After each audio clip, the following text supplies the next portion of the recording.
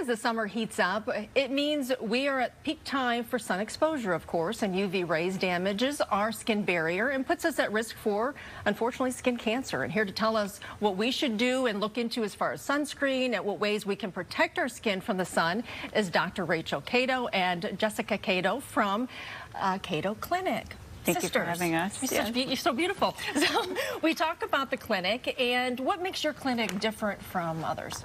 Our Kado Clinic is the only clinic in the entire country that specializes in all aspects of inflammation. And so ultraviolet radiation, it's UV rays, it causes inflammation, which leads to aging, and we call that inflammaging. So at our clinic, we get the chance of interviewing patients, finding out their risk factors, and then using that information to biohack their immune system. So we have a customized care specific for that patient at that point in time.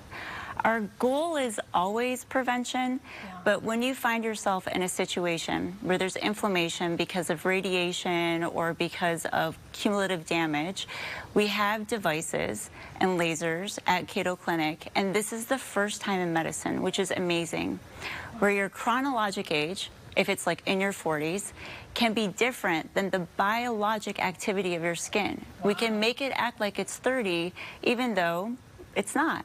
Sounds simply amazing. That's fantastic. And we know, too, we've been talking about, too, skin cancer is on the rise, unfortunately, melanoma, too.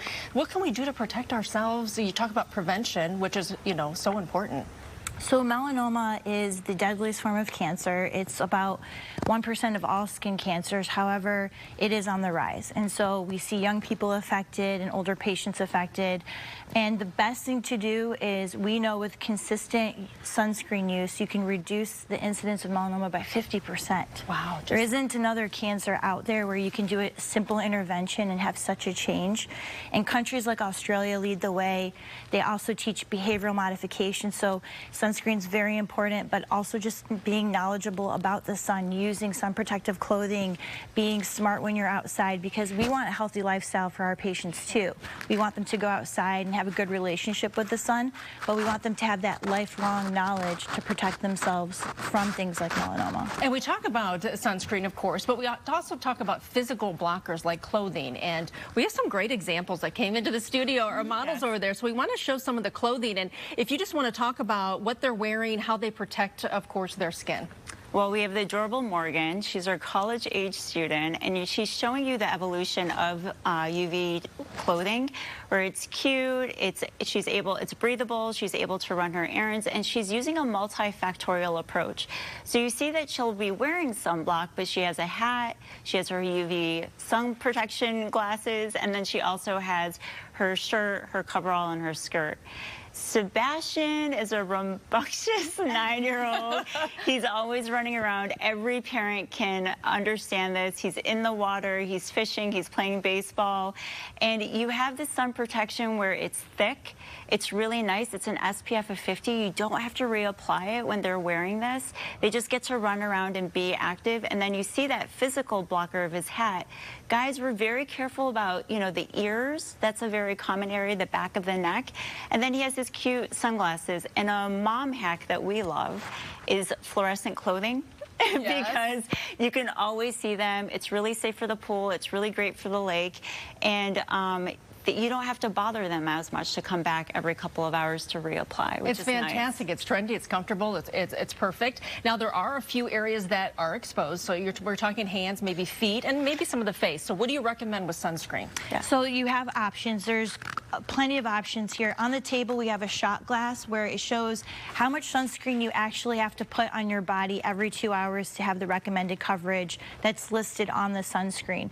But what you'll see is, and I think Gen Zs, millennials will also know, is that when you use a sunscreen, you can reapply it over makeup. You can put it over lipstick now because they're so sophisticated. This is the renaissance of sunscreen, where they're incorporating a lot of skincare routine into it, serums, antioxidants, vitamins.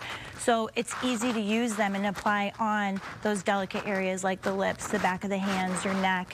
One spot I always tell patients never to forget about are their shoulders. It's kind of that mom tank top distribution situation where you do a good job on your face, but then you forget your shoulders. And so that sun protective clothing Morgan was demonstrating earlier, or just reapplying specifically on the shoulders because you've got your hat on, is really important also. Now, quickly, I wish we had more time, but quickly, so I know I have sun damage. I lived through the 80s, so you know, we didn't protect ourselves back then. How do you know, and what can you do at your clinic to help us with that? Well, Kado Clinic, cutting edge, we have devices that, again, can help you help out that inflammation and decrease it.